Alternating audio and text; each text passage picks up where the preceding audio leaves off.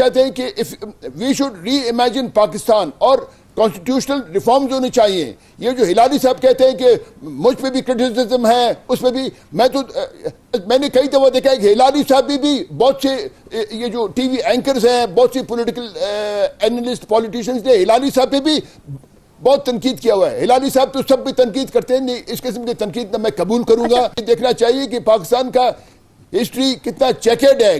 آج آپ ریاست پاکستان اور ہمارے فورن پالیسی کو دیکھیں, آپ سے ایران خوش نہیں, آپ سے افغانستان خوش نہیں, آپ سے چین ڈرتا ہے, آپ سے ہندوستان خوش نہیں. سب سے جو اہم آج پاکستان میں یا بلوچوں جی میری بات سنیں, جو سب سے اہم ہمارا بات ہے, ہمارا مسنگ پرسن ہے. انٹیلیجنس ایجنسیوں نے ہمارے لوگوں کو اغوا کیا ہے, ہمارے لوگ ٹارچر سیلوں میں پڑے ہوئے ہیں. مگر ہمارے کچھ سیکیورٹی کنسرنز بھی ہیں. ایک ملک ہے جو ہمارے بارڈر پہ ہے, 10 گنا ہمارا سائز ہے, اس کا نیوی 8 گنا ہے, 6 گنا ہے, اس کا ایئر فورس 8 گنا ہے, اس کے آرم فورسز 4 گنا ہے, اور وہ کہتا ہے کہ میں مانتا ہی نہیں ہوں کہ بھارت ماتا کا علیحدگی ہوئی ہے. یہ نہیں ہونا چاہیے. پاکستان یہ ہمارا ہے. پاکستان اس لیے کہ اب پاکستان تو ایک جذباتیت میں بنی. پاکستان اسلام کے نام کو تو استعمال کیا گیا, لیکن جو بنا ایک ایڈونچرزم, ایک جذباتیت میں بنی. اب 75 سال میں تو معاملات ہمارے کبھی ٹھیک نہیں ہوئے. آپ نے دیکھا کہ مسٹر جناح کا, یعنی مسٹر جناح کو جب ٹیوبرکلوسس ہوئی تو مسٹر جناح کو انہوں نے کسی سینیٹوریم میں رکھنے کے بجائے انہوں نے ان کو زیارت میں رکھا, اور ان کا اس کے بعد ان کا ایمبولنس یہاں ڈرگ روڈ پہ خراب ہوا. پھر آپ نے محترمہ فاطمہ جناح کو دیکھا کہ ایوب خان نے ان کو غدار قرار دیا. تو یہ سارے معاملات, اس کے بعد ایوب خان نے سکندر مرزا کو کہا کہ خواجہ ناظم الدین کا ہٹاؤ اور خود گورنر جنرل بن جاؤ, اور اس کے بعد پھر فیلڈ مارشل آئے, فیلڈ مارشل نے سکندر مرزا کو ہٹائے. تو یہ سارے, یعنی یہ سارا جو 1947 سے آج تک جو سیاسی غلطیاں جو ہوئی ہیں ان کو ٹھیک کرنا ہے. مجھے صرف ڈر یہ ہے کہ یہ جو 4 بندوں نے نکل کے یہ سب چیزیں کر رہے ہیں, میں نے کسی کو پوچھا, وہ کہنے لگے کہ ان کے جو کریڈینشلز ہیں اتنے اچھے نہیں ہیں, اس لیے کہ یہ سب جو ہیں یہ پولیٹیکل پارٹیز کے ایکس ممبرز ہیں, یا ان کو نکال دیا گیا ہے یا خود چھوڑ کے نکل آئے ہیں. اچھا. اور اور ان کا جو ٹرم تھا اس میں کوئی خاص ان معاملوں پہ ترقی نہیں ہوئی تھی. ہمارے لوگ ٹارچر سیلوں میں پڑے ہوئے ہیں, کتنے زندہ ہیں, کتنوں کو انہوں نے قتل کیا ہوا ہے. مطلب اس کا جواب ہلالی صاحب کے ساتھ ہے, یعنی ہلالی صاحب کے ساتھ یہ ہمارے مسنگ پرسن کا جواب ہے ان کے پاس. مگر آپ تو کہہ رہے ہیں کہ ہمارے افغانستان کے بارے میں آپ کہہ رہے ہیں, ہم افغانستان تو پہلے دل سے کہا ہے ہم پاکستان کو نہیں مانتے. واحد ملک تھا 1947 میں جو کہا ہم ریکگنائز نہیں کرتے ہیں پاکستان کو. کیوں کہا؟ اس لیے وہ کہا کہ یہ اٹک تک یہ ہمارا زمین ہے. تو ہم کیا کرتے ہیں ان کو خوش کرنے کے لیے, کہتے ہیں آ کے لے لو. مگر ہمارے کچھ سیکیورٹی کنسرنز بھی ہیں. ایک ملک ہے جو ہمارے بارڈر پہ ہے, 10 گنا ہمارا سائز ہے, اس کا نیوی 8 گنا ہے, 6 گنا ہے, اس کا ایئر فورس 8 گنا ہے, اس کے آرم فورسز 4 گنا ہے, اور وہ کہتا ہے کہ میں مانتا ہی نہیں ہوں کہ بھارت ماتا کا علیحدگی ہوئی ہے.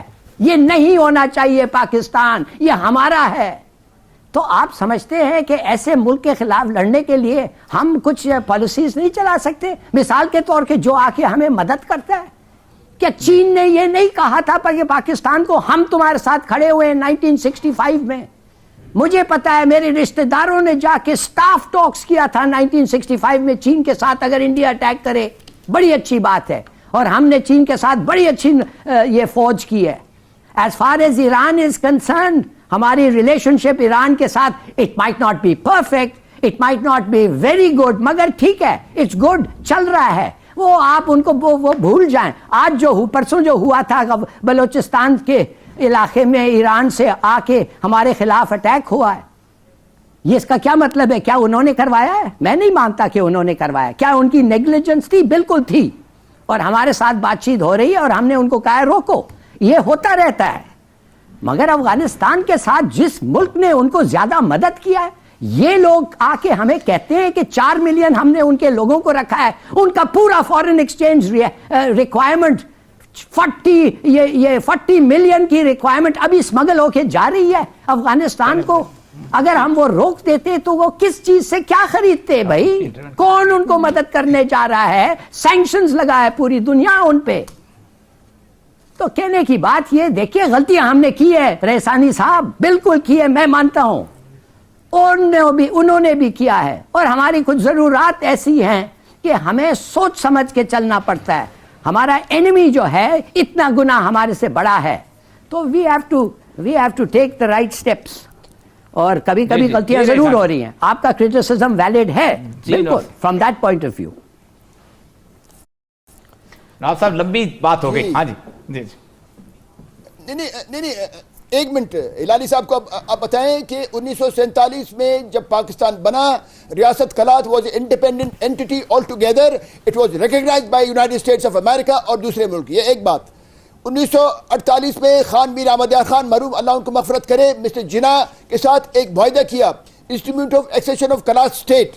آج تک اس پہ عمل درآمد ہوا ہے. اس طرح تو آپ محمد علی جناح کے تصویریں پاکستان کے کرنسی بلز پہ ہیں، ہر دفتر میں آپ جائیں مسٹر جناح کی تصویریں ہیں. میرے ساتھ یہاں انسٹیٹیوٹ آف ایکسیشن میرے پاس پڑا ہوا ہے. کیا آج تک آپ نے کبھی سوچا، ہلالی صاحب نے کبھی سوچا کہ مسٹر جناح کے اس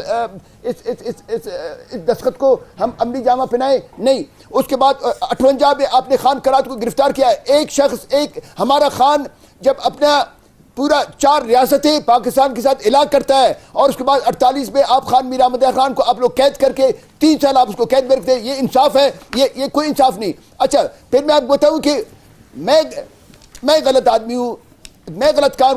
میرے گاؤں کو جنرل پرویز مشرف نے میرے گاؤں کو بلڈوز کروایا، سرکاری بلڈوزر، سرکاری اہلکار، اس میں فرنٹیئر کور، اس میں لیویز کے لوگ تھے، اور ہمارے کتے، ہمارے جانور، ہمارے ٹریکٹر، ہمارے سب کچھ انہوں نے تباہ برباد کر کے رکھ دیا. کیا یہ انصاف ہے؟ پاکستان کا جو مخدوش جو سیکیورٹی سچویشن ہے وہ تو اتنا خراب ہو گیا ہے کہ آج پاکستان کے نیوکلیئر پروگرام سے سارا دنیا خوفزدہ ہے، سارا دنیا خوفزدہ ہے. اور چاہے وہ چین کے شکل میں ہو، روس کے شکل میں ہو، یا ہمارے دوسرے اسلامی ممالک کے دوستوں، کیونکہ سیکیورٹی سچویشن ہمارا اتنا مخدوش ہے کہ وہ ڈرتے ہیں کہ اگر خدا نہ خواستہ یہ ہمارا سیکیورٹی ایسیڈ کسی دہشت گردوں کے ہاتھ لگ گئے تو دنیا کا کیا حالت ہوگا. تو یہ it is a very complex situation.